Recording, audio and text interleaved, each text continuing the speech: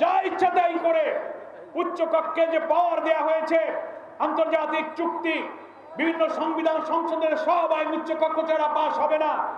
ওখানে মেজরিটি হতে পারলে হাসিনার মতো কর্তৃত্ববাদী শাসন করা যাবে বলে ওনারা উচ্চ কক্ষ পিয়ার পদ্ধতি মানেন না।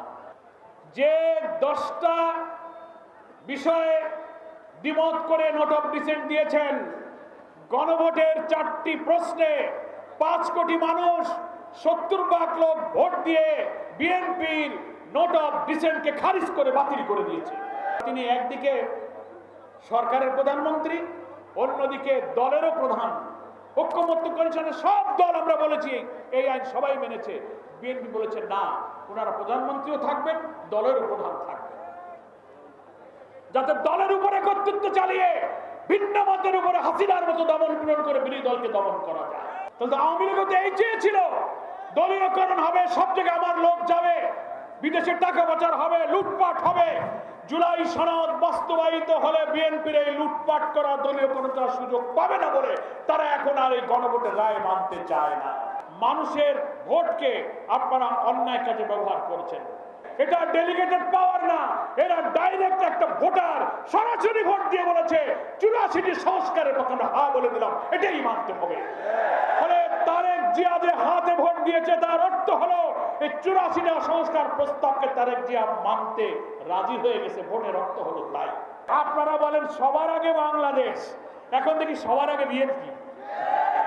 সব কটা থেকে বিএনপির জেলা পরিষদে দিলেন, সিটি কর্পোরেশন একটা লোক কি অন্য দলের পাইছিলেন না? এই জন্য আমি বলি এই স্লোগান বাদ দিয়ে বলেন সবার আগে বিএনপি।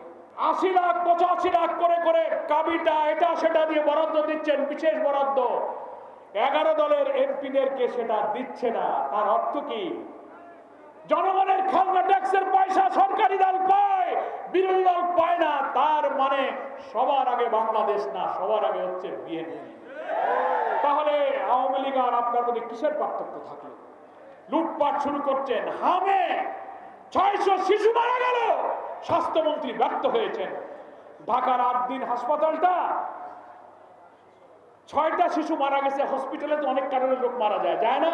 আপনি হাসপাতাল বন্ধ করে দিলেন, 600 শিশু যে মারা গেল, স্বাস্থ্যমন্ত্রীকে আপনি কি পদত্যাগ করবেন?